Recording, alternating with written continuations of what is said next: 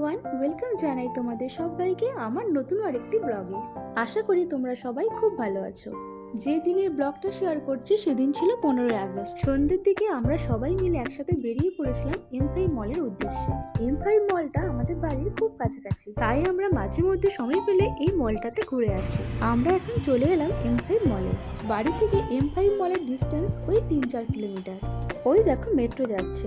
তোমাদের তো বলেছিলাম যে আমাদের এই রুটে কোনো মেট্রো ছিল না, জাস্ট 1 মাস হলো মেট্রো চালু হয়েছে। ব্যাঙ্গালোরে যা ট্রাফিক জ্যাম, যাওয়ার সাথে মানুষের অনেক সুবিধা হয়েছে। দিনটা ছিল 15ই আগস্ট। বিভিন্ন ওকেশনে এই মলটাকে খুব সুন্দরভাবে সাজানো হয়। রাজা তো এখন ফটো তুলতে খুবই ব্যস্ত, চুপচাপ করে দাঁড়িয়ে আছে ফটো তোলার জন্য। বাচ্চাদের মন ভালো করার জন্য দেখো এখানে একটা জোকারেরও ব্যবস্থা করেছে। সবাই দেখো এই জোকারটার সাথে হাত মিলাচ্ছে আর সেলফিও তুলছে। ওইদিকে ওরা এখন ফটো তুলছে আর আমাকেও ফটো তোলার জন্য ডাকছে।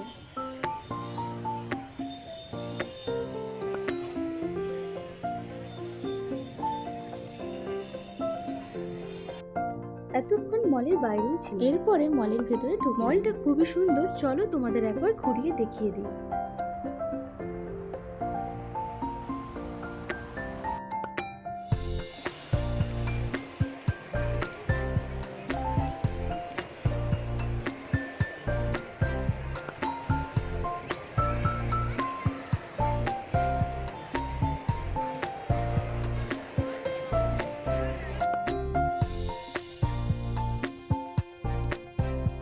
মলের ভিতরে বাচ্চাদের মনোরঞ্জনের জন্য ইমোজি পার্কেরও ব্যবস্থা করা হয়েছে। মলের মধ্যে এই ফোনের দোকানে আমরা ঢুকেছিলাম।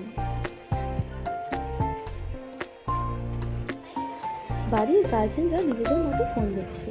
এই সুযোগে বাচ্চারা একটু গেমও খেলে নিচ্ছে।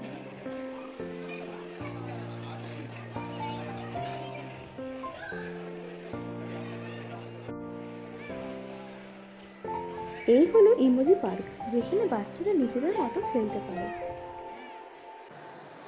মলের মধ্যে দেখলাম একটা বুক স্টলও বসেছে। এই বুক স্টলটা কিন্তু সবসময় থাকে না, বোধহয় 15ই আগস্ট উপলক্ষে বুক স্টলটা বসানো হয়েছে। আর বেশ ভালো ভিড় ছিল। তারপর আমরা একটা জামা কাপড় শপে এলাম। রাজা তো এখন নিজের জামা চয়েস করে।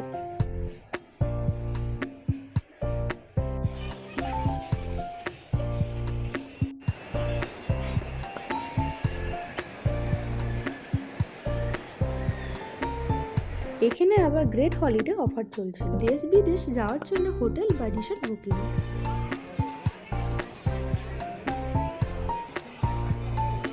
তারপরে আমরা গিয়েছিলাম একটা চশমার দোকানে। খুবই ভালো চশমার কালেকশন, দেখে তো খুবই পছন্দ হয়ে যাচ্ছে। কোনটা ছেড়ে কোনটা নেব সেটাই ভাবনার বিষয়।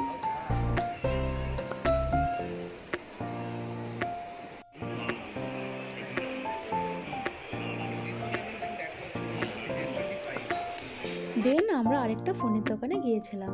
দেখো এই ফোনটার কত সুন্দর সিস্টেম, স্ক্রিনটা দেখো কত সুন্দরভাবে ছোট বড় করা যাচ্ছে। ফোনটা আমার বেশ ভালো লাগলো, তোমাদের কেমন লাগলো সেটা জানাবে। আমাদের আরো একটা সুবিধা, M5 মলে চলে এসেছে। M5 মলে কোনো আইনক্স ছিল না। সিনেমা দেখার জন্য আমাদের তো অনেক দূর যেতে হতো। আজ থেকে M5 মলে আইনক্স স্টার্ট। এরপর থেকে সিনেমা দেখতে ইচ্ছে হলে এখানেই মাঝে মাঝে চলে আসবো। এরপরে আমরা চলে এলাম রাজার খুব একটা প্রিয় জায়গা। মলের চারপাশটা ঘোরার সময় রাজা তো অনবরত আমাদের পাগল করে দিচ্ছে ওর খেলার জায়গায় যাওয়ার জন্য।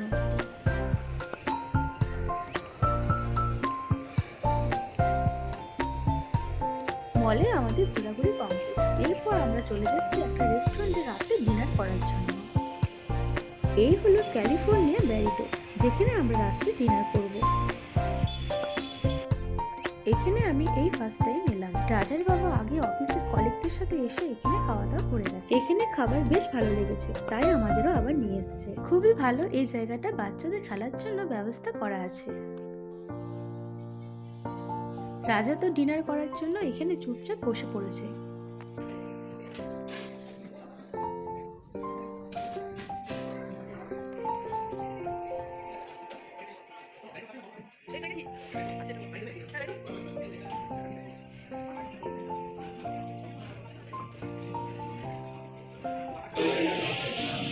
এই হলো ব্যারিটো। আমি এই ফার্স্ট টাইমে খেলাম, খেতে মোটামুটি ভালোই লাগলো।